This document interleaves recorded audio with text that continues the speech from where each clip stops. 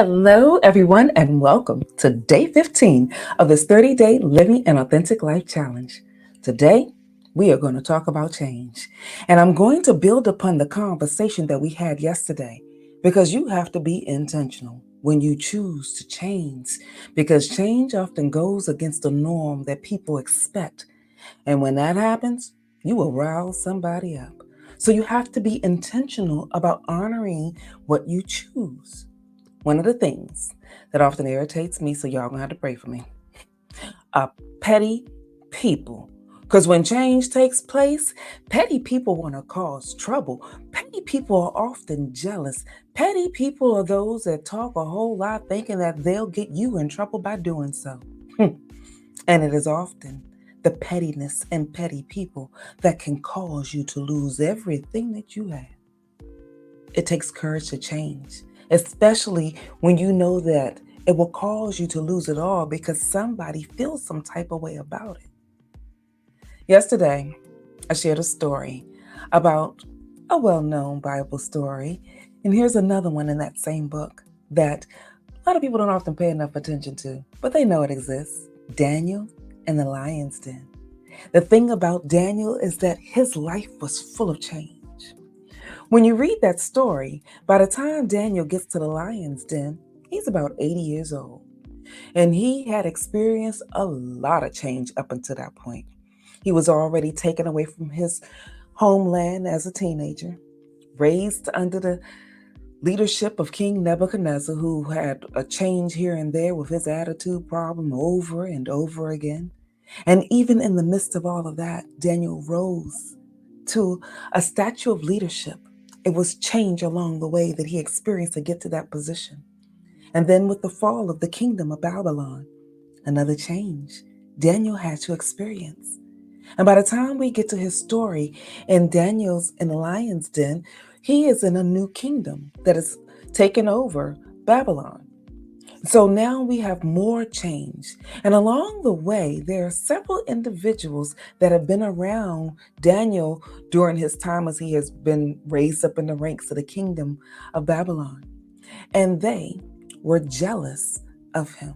So they had to find a way to come up with some idea to get Daniel in trouble. Now, here's the beautiful thing about Daniel. Daniel had stood on his faith and so many changes that had taken place at that time that he was able to show his integrity. He was able to show how he was functioning because he was clear about his purpose. We start this challenge off with purpose because when you're clear about your purpose, when change does come, you will have your purpose that will help you to stand in the face of all the changes that take place. And it will operate to be your guiding light to let your values show up in your behavior. So the only thing that the people that were jealous, the petty people that were around Daniel at the time, was to try to find some cause against him that was in his faith. It takes faith in order for you to still stand knowing that somebody's coming for you, knowing that the pettiness is about to cause you to lose it all. So when they got the king to create a decree that meant that everybody had to bow down for this time period. I gotta go back and read it myself. For that time period, Daniel knew that he was not going to be subjected to that because he was going to honor his faith, even though he knew that anyone that chose not to do that was destined to be thrown in a lion's den. So when they told the king, because they wanted to tell what was happening, that Daniel wasn't doing what was told when the king made this decree. So the king had Daniel come before him and said, Daniel, are you really not going to honor the decree that I have put out? And Daniel was like, no. And yes, I did what they said. I'm not going to honor this. And so the king had no choice but to throw Daniel in the lion's den. But here's the thing. When you operate in integrity, when you function in your purpose, people that are around you, even if they don't believe the way that you believe, will know that you have a great quality about you because your purpose is often bigger than you. Your purpose often encompasses others around you. And they can see your sense of goodness and they can feel the impact of how your purpose is supporting them as well.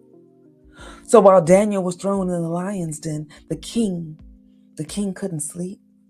The king was, I think, more nervous than Daniel was because Daniel, at 80 years old, had experienced enough. And I don't know if he was calm because maybe the thought was in his mind, I'm already near the end of my life.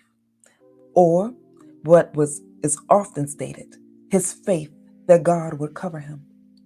Because he also saw the faith of his three friends. If God did or if God didn't, he still trusted God in the process because he was intentional about choosing in advance how he would deal with change.